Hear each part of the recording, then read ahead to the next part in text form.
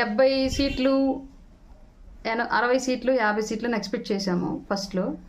తర్వాత ఉన్న ప్రాక్టికల్ కారణాల దృష్ట్యా 24 సీట్లు సార్ తీసుకోవాల్సి వచ్చింది.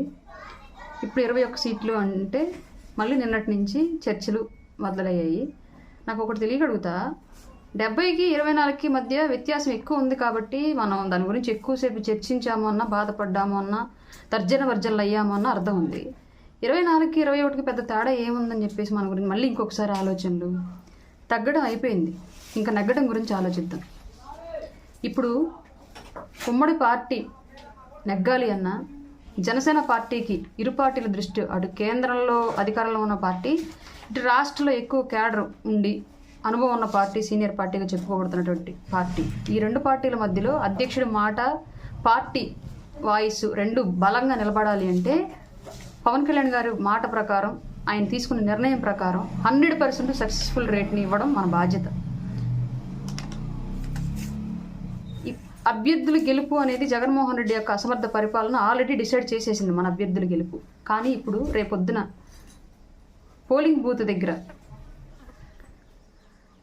ట్రాన్స్పరెన్సీగా ఎలక్షన్ నడవాలి అన్నా, ప్రజల కోసం నిలబడ్డ పార్టీల యొక్క ఆశయం నిలవాలి అన్నా, బూత్ ఏజెంట్లు, స్థానిక క్యాడరు, స్థానిక నాయకత్వం 100% భేషజాలు వదిలి నిస్వార్థంగా పనిచేయడం అవసరం, ధైర్యంగా పోరాడడం అవసరం. దాని గురించి ప్రతి ఒక్కళ్ళం ఆలోచిద్దాం తప్ప మళ్ళీ తర్జన వర్జనలు మొదలుపెట్టి నిరాశకి, నిస్పృహలకి లోనవాల్సిన అవసరం అయితే లేదు. ఇంకా తగ్గం, 100% నెగ్గుతున్నాం, ఈ విషయం గుర్తుపెట్టుకోండి. అలాగే అధికారంలోకి వచ్చిన తర్వాత కూడా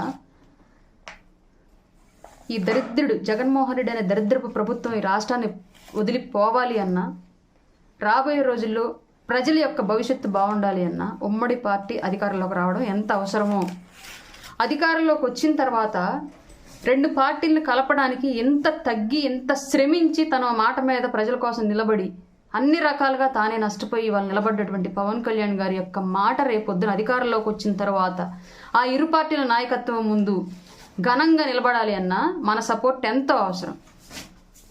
కాబట్టి ఇంకా మళ్ళీ దానికి సంబంధించి తర్జన భర్జనలు వదిలేసి 100% అధ్యక్షుల వారి మాట ప్రకారము, ఉమ్మడి పార్టీ యొక్క నిర్ణయాల ప్రకారము, పొత్తులో ఉన్న ప్రతి అభ్యర్థి, టికెట్ తీసుకున్న ప్రతి అభ్యర్థిని గెలిపించే దిశగా అడుగులు వేద్దాము. ఇంక ఈ డిస్కషన్స్ ఇక్కడ ఆపేసి గ్రౌండ్లో గట్టిగా పనిచేయాలని చెప్పేసి మనస్ఫూర్తిగా రిక్వెస్ట్ చేస్తున్నాను.